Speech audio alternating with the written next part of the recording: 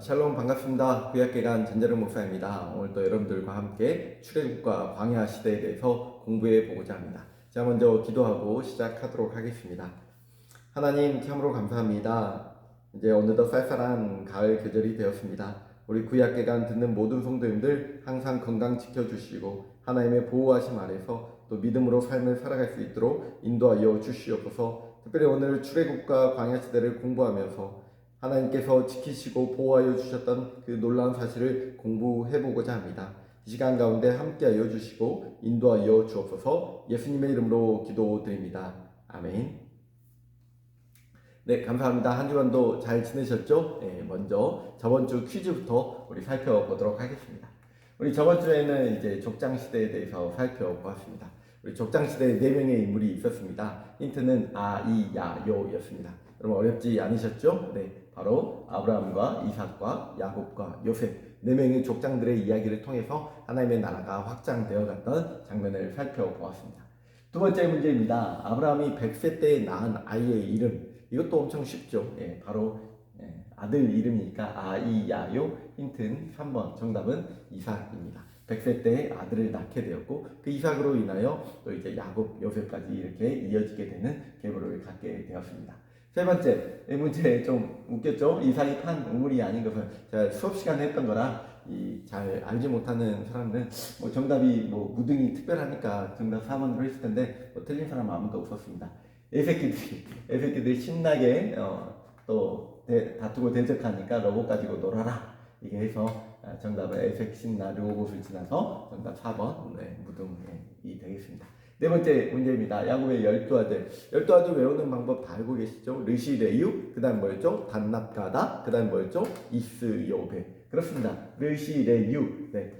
힌트는 이제 통치권을 유다가 갖게 되어서 유다였고요. 그 다음에 장자권은 이제 요셉이 갖게 되어서 유다와 요셉 두 명 모두 다 잘 맞춰주셔서 감사드립니다. 네, 마지막 5번째 문제입니다. 요셉은 어디 나라 총리가 되었을까요? 나일강이 흐르는 곳 이집트, 바로 애굽이 되도록 하겠습니다.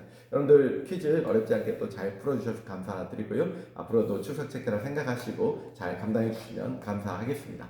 네, 오늘은 출애굽과 광야 시대에 대해서 살펴보고자 합니다.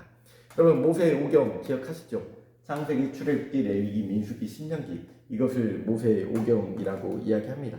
즉 이 모세의 오경 창세기를 지나서 출애굽기를 통해서 마지막 신명기에 이르기까지 애굽을 탈출하는 그 이야기를 한번 같이 살펴보고자 합니다. 먼저 출애굽기입니다. 출애굽기는 라틴어 엑소도스, 즉 빠져나옴이라는 단어를 가지고 있습니다.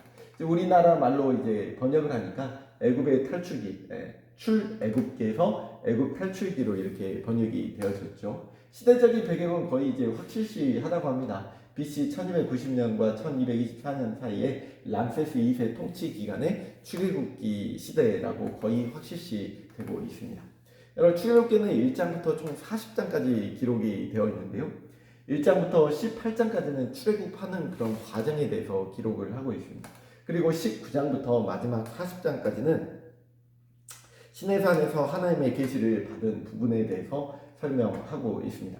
여러분 성경을 일독하기로 늘 마음을 먹습니다. 사람들이 성경을 일독하자 마음 먹다가 이제 창세기서를 읽습니다. 창세기서를 열심히 읽으면 재미있습니다. 왜냐하면 스토리식으로 되어 있기 때문에 너무나도 흥미진진하고 재미있습니다.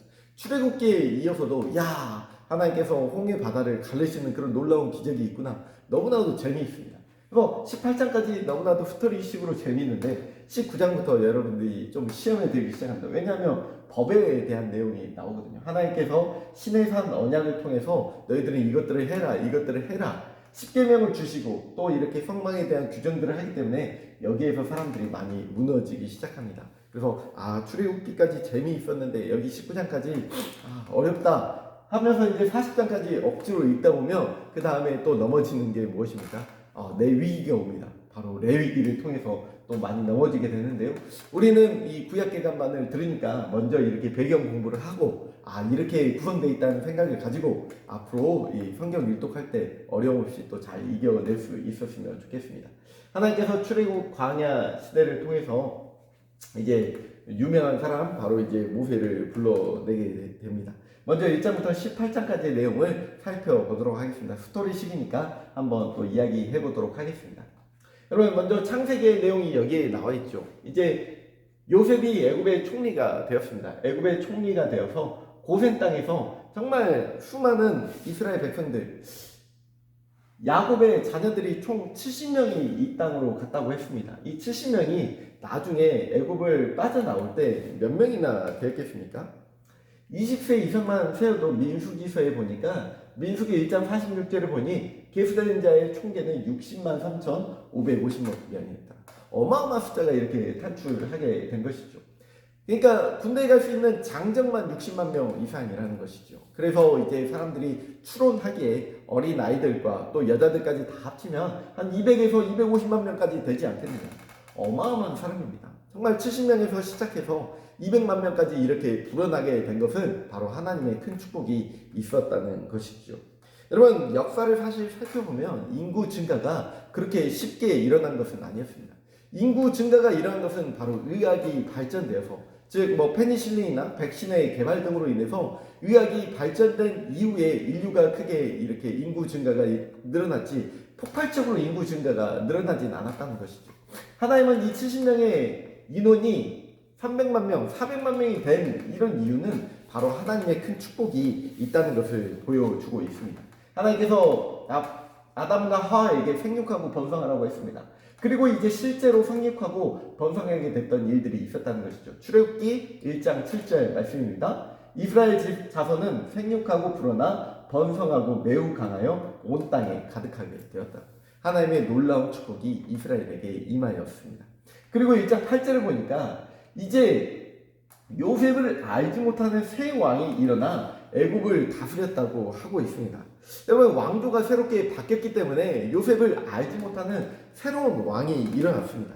그럼에도 불구하고 이스라엘 자손은 계속적으로 불어나니까 이스라엘 자손은 이 사람들 뭐지? 하다가 이제 노예로 부려먹게 되고, 결국 이제 피라미드 같은 그런 고대 건축물들을 이스라엘 자손들이 이렇게 노동으로 이렇게 만들었게 되는 것이죠. 그럼에도 불구하고 이제 이스라엘 자손이 계속 불어나게 되자 이제 두려움을 느끼게 됩니다. 그래서 이제 낳는 자녀들은 모두 다 나일강에 던져버려라 하는 그런 대학살이 시작됩니다. 그때 이제 여러분들이 이제 출애굽기 하면 가장 중요한 인물인 바로 모세가 태어나게 됩니다. 모세도 역시 이 시대에 태어나서 버림받은 존재이게 되었지만 그의 부모가 그의 아름다움을 보고 어떻게 할 수 없어서 계속 숨기다가 결국에 안 되니까 갈대 상자를 엮어가지고 나일강에 이렇게 떠나 보내게 됩니다. 여러분, 모세의 어머니의 이름은 요게벳이라는 사람입니다. 그래서 요즘에 CCM 중에 정말 유명하고 잘 나가는 노래가 요게벳의 노래라는 그런 찬양이 있습니다. 제가 이제 링크를 하나 보내드릴 텐데요. 그 자식을 이렇게 나일강가에 보내는 그 부모의 마음을 정말 잘 표현하고 있는 그런 노래 같습니다. 갈대 상자에 이제 모세가 이제 나일강에서 떠나러 가게 되는데 그 모세를 누가 이렇게 건져내게 됩니까? 바로 파라오의 공주가 모세를 건져내게 됩니다. 그래서 모세라는 뜻은 물에서 건져냄이라는 뜻을 가지고 있습니다. 그래서 이집트의 왕궁에서 모세가 자라나게 되는데요. 하나님께서 이제 모세가 출애굽기 3장에 보면 소명을 받는 장면이 나옵니다. 떨기나무가 이렇게 불에 타고 있는데 이게 꺼지지 않는 장면이죠. 그래서 출애굽기 3장 14절을 보면 하나님이 모세에게 이르시되 나는 스스로 있는 자이니라. 또 이르시되 너는 이스라엘 자손에게 이같이 이르기를 스스로 있는 자가 나를 너희에게 보내셨다 하라. 즉 이스라엘의 그 부르짖음이 상달돼서 하나님께서 한 명의 인물을 선택하여 주시고 모세를 통해서 애굽에서 이스라엘 백성들을 꺼내오는 그런 과정을 하게 됩니다. 그 과정 중에 이제 중요한 10가지 재앙이 있었죠. 하나님께서 이제 모세를 통해서 바로에게 말합니다. 내 백성을 보내라. 그럼에도 불구하고 바로는 거기에 응하지 않습니다. 왜냐? 자기에게 노예가 필요하기 때문입니다. 그래서 첫 번째 재앙이 뭐였죠? 나일강이 물이 피로 변하게 되는 그런 장면이 있었고, 개구리가 가득하게 되는 장면, 파리, 돌림병, 악성종기, 우박, 메뚜기, 흑암재앙, 그리고 마지막에 첫 번째 난 장자의 죽음을 이렇게 하자 드디어 바로가 견디지 못하고 안 되겠다, 드디어 이제 보내주겠다 하고 이렇게 약속을 해서 출애굽하게 되는 10가지의 재앙이 있었죠. 여러분 10가지 재앙 외워볼 수 있었으면 좋겠습니다. 저는 우리 예전에 초등부 사회 갈 때 초등부 친구들에게도 항상 외우게 시켰고 청년부 친구들에게도 외우게 시켰습니다. 여러분들도 구약 개간반이니까 한번 외워보시면 좋을 것 같습니다. 어떻게 됩니까? 처음 또 앞글자만 잘 따봤습니다. 피, 개, 이, 파, 돌, 악, 우, 매, 흑, 장. 여러분 외우시기 쉽게 제 앞글자만 따봤는데요. 자, 한번 따라해 봅시다. 피게이파, 돌, 악, 우, 매, 흑, 장. 네, 10가지 재앙입니다.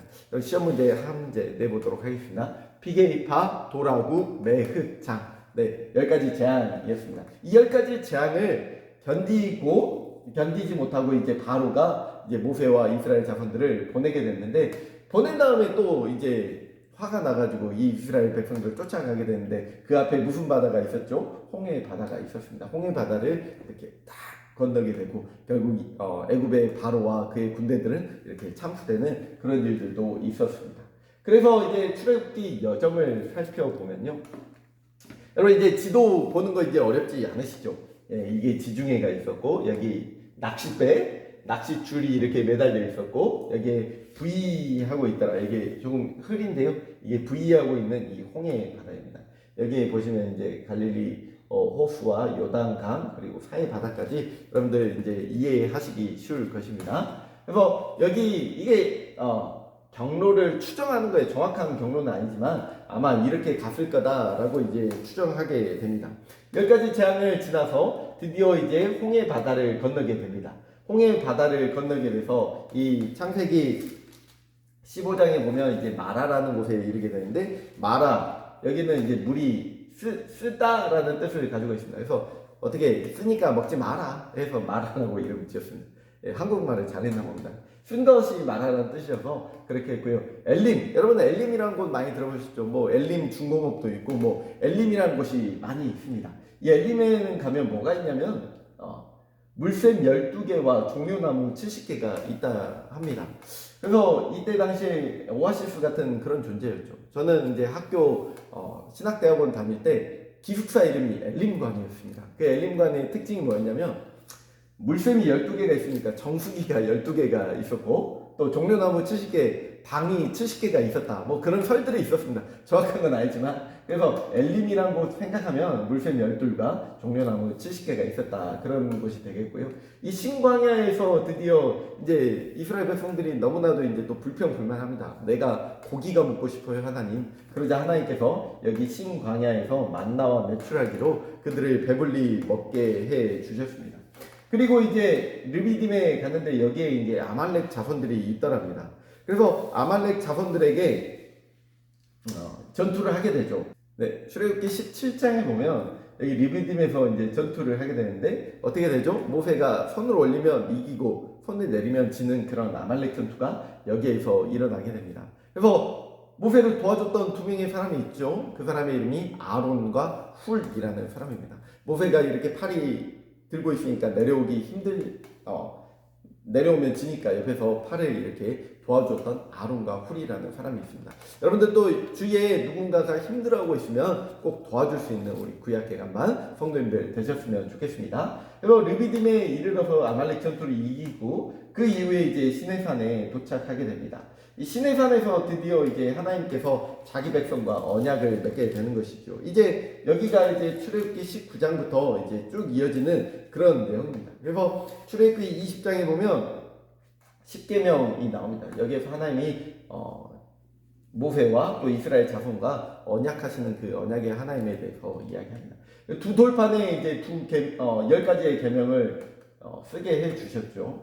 쓰여 주셨죠. 그래서 10계명을 이해하기에 첫 번째 1에서 4계명은 하나님과의 수직적인 관계입니다. 하나님께서 내려오신 1에서 4계명이 있습니다. 그리고 인간과의 관계에서 5에서 10계명, 6가지의 계명을 이렇게 내려주셨습니다. 이걸 이제 십자가의 모형이라고 이렇게 생각하시면 됩니다. 1에서 4계명이 무엇입니까? 여러분들 이것도 외우면 좋겠는데요. 아까 피게이파 도라고 매역장도 있는데 이거는 이제 신우망한 하나 끊고 그 다음에 부살 간도거타. 뭐 좀 어렵긴 합니다. 그런데 입에 계속 달고 외우다 보면 쉽게 외울 수가 있습니다. 한번 따라해 볼까요? 신우망한, 네. 부활, 간도, 거탑. 네. 이게 첫 번째 1에서 4 계명이고요. 그 다음에 5에서 10 계명입니다. 신 뭡니까? 너는 나 외에 다른 신들을 내게 두지 말라. 그 다음에 우상 숭배하지 말라. 하나님의 이름을 망령되이 일컫지 말라. 안식일을 기억하여 거룩하게 지키라. 이제 하나님과의 계명, 네 가지의 계명이 끝났고, 인간과의 계명, 부모를 공경하라. 살인하지 말라. 간음하지 말라. 도적질하지 말라. 거짓 증거하지 말라. 내 탐심을 갖지 말라. 이 내 이웃을 것을 탐심하지 말라. 이렇게 해서 신우망한 부살 간도 같아 총 10가지의 계명이 있는데, 여러분들 아까 그 10가지 재앙이랑 더불어 함께 외워주시면 좋겠습니다. 그래서 이제 출애굽기가 이제 내용이 끝나고 이제 레위기를 이제 넘어가면요, 레위기 1장 1절에 하나님께서 이렇게 말씀하고 있습니다. 여호와께서 회막에서 모세를 부르시고 그에게 말씀하여 이르시되, 즉 출애굽기가 40장으로 끝나는데 성막이 완성되는 것으로 끝납니다. 이제 성막은 하나님과의 이제 그런 교제할 수 있는 그런 공간이거든요. 다음 시간에는 성막만 따로 이렇게 공부해 보려고 합니다. 그래서 레위기 1장 1절에 보면 회막에서 모세를 부르시고 라고 이렇게 이야기가 됩니다. 그래서 모세에게 성막에 관계된 제사법의 규정과 성결된 삶을 살기 위한 성결법을 기록하고 있는 게 바로 레위기입니다. 그래서 1장부터 10장까지 하나님께로 가는 길, 그리고 하나님과의 동행 11장부터 27장까지 이렇게 나눠져 있고요. 제사법이 총 5가지가 크게 있는데, 여러분 이거 좀 중요합니다. 번제, 소제, 화목제, 속죄제, 속건제, 번소, 화속, 속. 네, 번소, 화속, 속 5가지의 제사가 레위기의 중요한 제사임을 아시고요. 그 다음에 레위기의 중심 주제는 그럼 무엇이냐? 바로 거룩이라는 주제입니다. 하나님이 거룩하니, 내가 거룩하니 너희도 거룩하라. 이것이 바로 중심 주제입니다. 레위기 19장 2절입니다. 너는 이스라엘 자손의 온 회중에게 말하리이다. 너희는 거룩하라. 이는 나 여호와 너희 하나님이 거룩함이니라. 아멘. 여러분, 레위기의 중심 주제가 거룩입니다. 내 위기, 즉 위기를 만났을 때 거룩하신 하나님을 만나면 모든 것이 해결됩니다. 레위기를 이제 넘어가고요. 여러분, 국가의 3대 요소가 있습니다. 국가의 3대 요소 어렸을 때 많이 공부해 보셨죠? 첫 번째는 국민이 있어야 되고요. 그리고 주권이 있어야 됩니다. 그리고 영토가 있어야 됩니다. 하나님께서는 이스라엘 백성들, 야곱의 자녀들을 통해서 국민을 만들어 주셨습니다. 그리고 주권을, 이게 레위기 이제 법을 제정함으로써 하나님과 또 이스라엘 사이에 그런 법을 제정해 주셔서 주권 또한 마련해 주셨습니다. 그리고 이제 영토가 있어야 되는데, 그 영토로 가기 위한 장면이 바로 민수기라는 것입니다. 이 민수기는 이제 2세대로 나눠지는데, 첫 번째는 1에서 14장, 즉 여기가 나눠진 장면이 가데스 바네아 사건입니다. 가데스 바네아에서 하나님께서 너희들이 원하는 가나안 땅으로 가라고 명령하여 주셨는데, 그 10명의 정탐꾼이 부정적인 발언을 해서 결국에 시험을 들게 돼서 훈련을 하게 되는 장면이죠. 그래서 여기까지 가는 과정이 2개월밖에 되지 않았지만, 무려 가데스 바네아에서 불신앙, 불순종을 했기 때문에 40년을 광야에서 떠돌게 되는 그런 삶을 살게 됩니다. 민수기의 지도를 보면 이 시내산까지 오는 과정은, 여기에서 여기까지 오는 그런 과정은 사실 1년밖에 되지 않았습니다. 출애굽기가 끝났을 때, 여기까지 왔을 때 1년밖에 되지 않았다니까요. 출애굽기가 여기 1장부터 40장까지 뭐 다 완성된 게 아니었다는 뜻입니다. 출애굽기가 1장부터 40장까지 기록된 데가 무려 1년밖에 시간이 되지 않았고, 그리고 여기에서 이제 여기가 가데스 바네아인데 여기까지 올라갔어요. 이제 사실 이렇게 올라가면 얼마 안 걸리겠지 않습니까? 약속의 땅. 여러분 지도 잘 아시죠? 여기가 이제 가나안 땅, 약속의 땅입니다. 여기에서 이제 여기를 바라보니까 실로 젖과 꿀이 흐르는 그곳이었다는 것입니다. 그럼에도 불구하고 12명의 정탐꾼을 이쪽으로 보내는데, 여호수아와 갈렙을 제외한 나머지 정탐꾼들이 부정적인 의견을 내서 결국 하나님께서 이스라엘을 이렇게 뺑뺑이를 돌리시게 되고, 이제 40년이 지난 이후에 약속의 땅에 들어가게 되는 것입니다. 민수기 14장 30절 말씀을 한번 같이 보겠습니다.